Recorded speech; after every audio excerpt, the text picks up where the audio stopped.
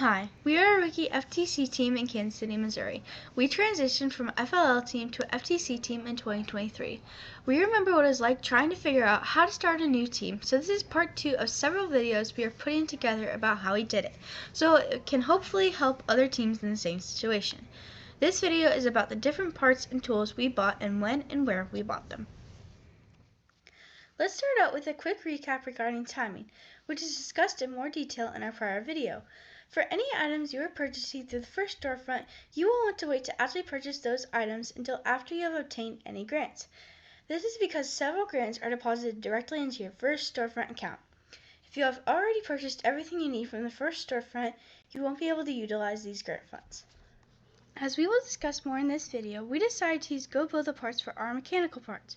Since these parts are not available through First, we did not need to wait for any grants to start purchasing those items. Note, however, that Go Build It does provide a 25% discount to all First teams. We already had a First account through our FLL team, so we were able to qualify for the Go Build It discount right away. If you do not already have a First team, then you may want to wait until you can start the registration process for your FTC team, which is usually in mid-May. At that time, you can obtain a temporary team number. Just don't complete payment at that time if you are still hoping to obtain some grants. The temporary team number will allow you to qualify for the Go Build It discount. We purchased the key electronics for driving and controlling the robot, including the driver station, gamepads, and control hub through the first storefront, so we had to wait on grant decisions before completing that purchase.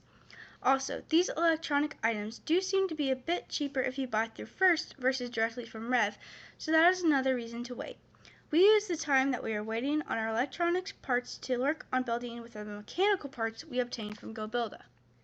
The first storefront only allows for the purchase of one set of electronics for the season and did not offer expansion hubs, which we will discuss more later.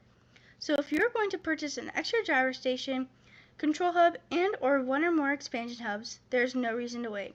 You can purchase these directly from Rev Robotics and still purchase the electronic sets available through the first storefront after you receive your grants. We had waited until after the season started to order an expansion hub from Rev because we heard that Rev would be offering a discount to FTC teams during the season. That discount did not apply to the driver station, control hub, or expansion hub. If we knew that, we would not have waited and would have gone ahead and bought our extra drive station, control hub, and expansion hub. That said, we suggest you check with your local program delivery partner to see if you can purchase the electronic items through them. Our local program delivery partner has control hubs and expansion hubs available for purchase. They are the same price as through Rev, but they do not charge shipping, so it does save a little. If you are going to order a field and pursuing grants, then you will want to wait for those grant decisions before you purchase through the first storefront. If you are buying this year's game set using grant funds in your first storefront, you will need to wait until the game is revealed before you complete that purchase. In that case, you will not receive the game set until a week or so after the game has been revealed. Otherwise, you can pre-order the game set during the summer. When you pre-order, the game set will be shipped out the week after the game is revealed.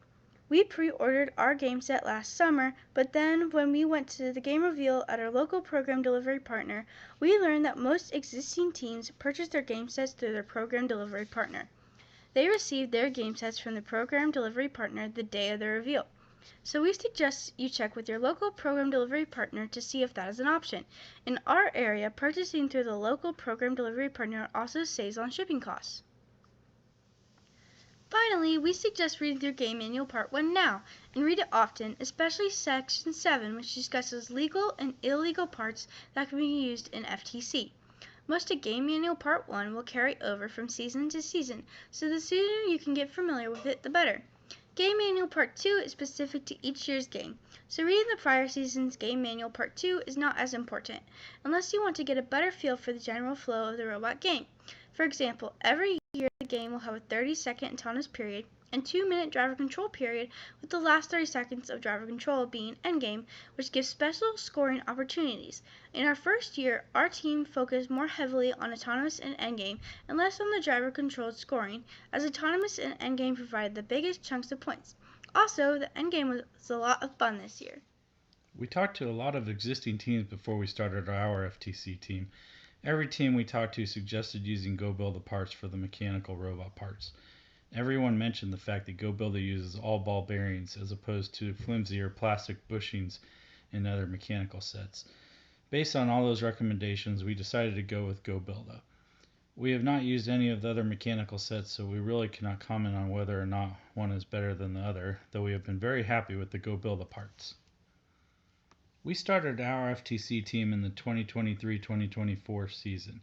We were eager to get started learning how to build and drive a robot as soon as possible. When we got started, GoBuilder had not yet released its 2023-2024 starter kit, so we purchased the prior year's 2022 through 2023 starter kit. We also purchased a 96mm Mecanum Strafer chassis kit and the 336mm 4-stage Viper slide kit. Here is the 96mm Strafer kit. Our team started building this first as it was a fairly easy build. Also, we were eager to start trying to drive once we received our electronic sets. Later last summer, GoBuilder came out with this 140mm Strafer kit, which basically has monster truck wheels for increased ground clearance. The bigger wheels might come in handy in a game that has a lot of obstacles to roll over, but in the 2023-2024 season, it was better to have a shorter robot to be able to get under the trusses. If you are looking to get started before the game reveal, we don't think you can go wrong with the 96mm wheel set. One of the veteran teams that helped us get started also suggested using 435 RPM motors with the Mecanum chassis. The 96mm kit comes with 312 RPM motors. We did end up using the 435 motors during the season. It helped make the robot a little faster, especially as it got heavier. We appreciated that extra speed once we got better at driving. We also bought this 336mm slide kit before the game reveal.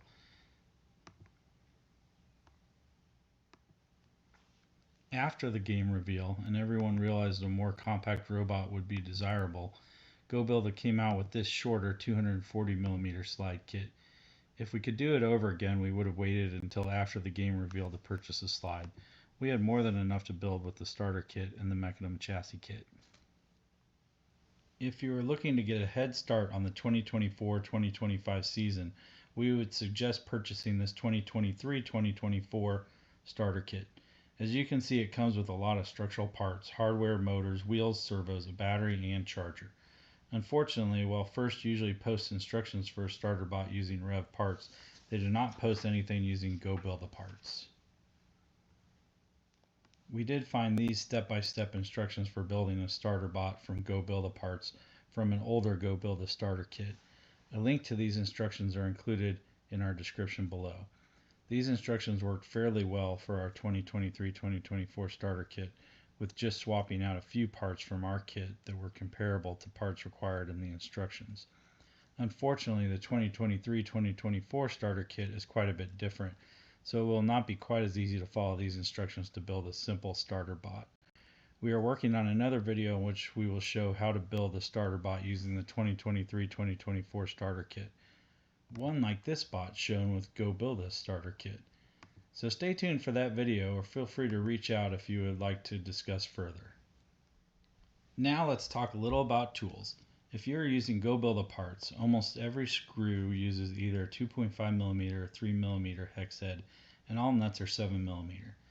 The FTC starter kit and the Strafer kit will each include the 2.5 and 3mm hex wrenches and the 7mm nut driver shown here. We also recommend getting a 7mm combo wrench, which is useful in tight spaces where the nut driver will not fit. Wire cutters, also called diagonal cutters, are also very useful, at least for cutting zip ties. The FTC starter kit does include a bunch of zip ties that are 100mm in length. We recommend buying additional zip ties of varying longer lengths. Our team also liked adding a little color through zip ties. Super glue is great in a pinch if a plastic part breaks. We had multiple teams come around during meets last season asking to borrow our super glue. Finally, electrical tape is great in emergencies if a wire is exposed or nicked. We also had teams asking to borrow our electrical tape last season. Here are some tools that are not essential but we think are very useful. We probably did not use them too much, but needle nose and slip joint pliers do come in handy in some situations. Also, while most things GoBuilder are 2.5mm or 3mm hex or 7mm nuts, every once in a while we have a random screw, bolt, or nut of varying size. So it helped to have basic sets of screwdrivers, sockets, and combination wrenches. We had problems with our servo wires coming loose while driving our robot. One of our mentors suggested hot gluing the connections to hold them together. Also, due to our robot design this last season, we stripped out the gears for quite a few servos. So we had to be able to replace the servo fairly quickly if one went out. We ended up getting a battery-powered glue gun for easier use at meets. We even changed out a servo in the queue line during the 5 minutes we had between two matches. We highly recommend using Loctite, at least for the smaller set screws that hold many of the Go Build It gears to shafts. Those tend to come loose fairly quickly. Duct tape and a good knife or scissors always seem to come in handy. We like to use gaffer's tape a lot instead of duct tape, as it has good grip but does not leave a sticky residue when you remove it like duct tape does. A few teams will carry their robot from the pits to the field for each match, but most teams use some sort of cart. A cart is nice to avoid damaging the robot. It also allows you to carry tools and whatever other items you might need for a match. Our cart came in really handy that time we changed out a servo in the queue line. We purchased a cart that is 16 inches wide. We did this to try and save a little space since we are a community team working out of a basement. Since an FTC robot can be up to 18 by 18 inches, we built a wooden shelf that sits on top of the cart to hold an 18 by 18 inch robot. If you don't have the same space issues that we have, you could purchase or make a cart that is wide enough to hold the robot itself. The FTC starter kit came with one battery and a 1 amp charger. Based on our prior experience with FLL, we knew that robot performance can degrade quickly as the battery drains.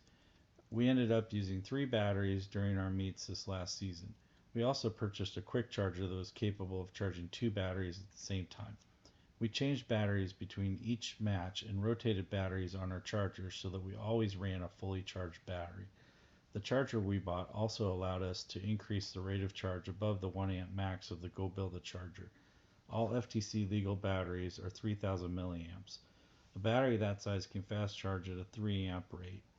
Using that setting on our charger ensured our batteries always obtained max charge before their next use during a meet. FTC robots require a lot of screws, nuts, and small parts. It is really helpful to be able to keep all those parts organized and easily accessible. We started with drawer bins like those shown on the left here, but have since switched to portable cases like those shown below on the right. The drawer bins worked fine, but we usually wanted to bring a lot of spare parts with us to our meets in case of emergencies. The portable cases make that a lot easier. Magnetic trays are great for holding loose nuts, screws, etc. while you're working on your robot. Here are a few other things we found useful this last season. Even though we used mostly Go Build It parts, there are a few parts that we wanted to design ourselves in which we 3D printed.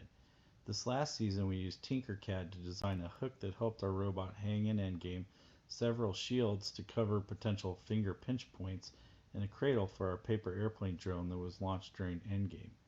We used wire wrap to protect some of our wires and a heat gun and heat shrink to fix a few connections that were exposed to metal and potentially causing electrostatic discharge problems. We also used a drag chain to help keep wires under control when our slides extended and retracted.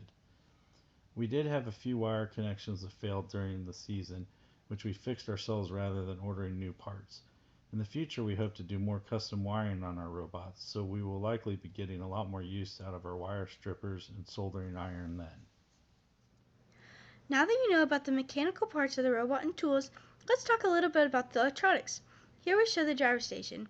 This is basically a small computer that has a touchscreen and several USB ports. The gamepads that you use to drive the robot plug into the USB ports. The driver station connects wirelessly to the robot control hub, which is basically the brain of the robot.